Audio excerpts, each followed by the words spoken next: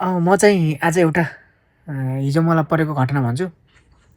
हामी 4-5 जना साथी भएर एउटा साथीकोमा खाना खान गएको हिजो बेलुका।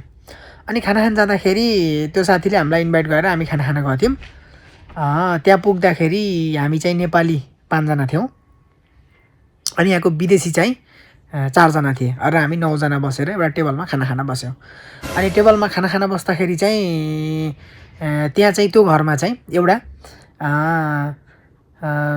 रोशन भन्ने एउटा साथीको बच्चा थियो। त्यो बच्चा चाहिँ हामी खाना खाँदै थियौँ। अनि खाना खाँदा त्यो बच्चा चाहिँ वरिपरि खुर्र तकुर्ने खुर्र आउने गऱ्यो। अनि अब अरूले त अब चम्चाले खाने, मैले चाहिँ हातले नि ठिक लगाउने हातले खाइदिएँ। हातले खाइदिएपछि अनि हातले खाँदै थिएँ। अब त्यो बच्चा खुर्र यता तकुर्ने गरेछ। अनि त्यो विदेशीले चाहिँ खुसी मानेछ, सबैले ताली बजाएछन्। अब म त अब हातले खाएको, अब हातले के ताली बजाउनु, अब जुठो हात छ, अब हातले के ताली बजाउनु भनेर अब म चाहिँ आफ्नै पारामा खाइराखेँ। अनि मलाई एउटा विदेशीले भन्यो,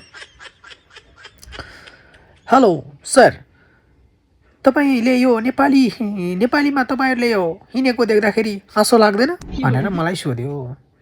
अनि मैले भने यो हामीलाई हिँडेको त हाँसो लाग्दैन, हामी त सांसद भवनभित्र घर घुरेर रियाल चुहाएको ठिक लाग्छ, यो हिँडेको त खुसी लाग्दैन, हामीलाई निदाएको खुसी लाग्छ भनिदिएँ मैले।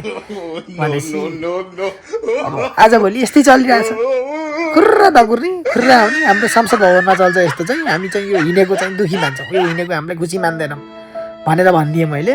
त्यसले अब हो यस्तो पो हो भनेर भनौँ। अनि त्यत्तिकैमा कुरो सकियो। यस्तो हुँदैछ है।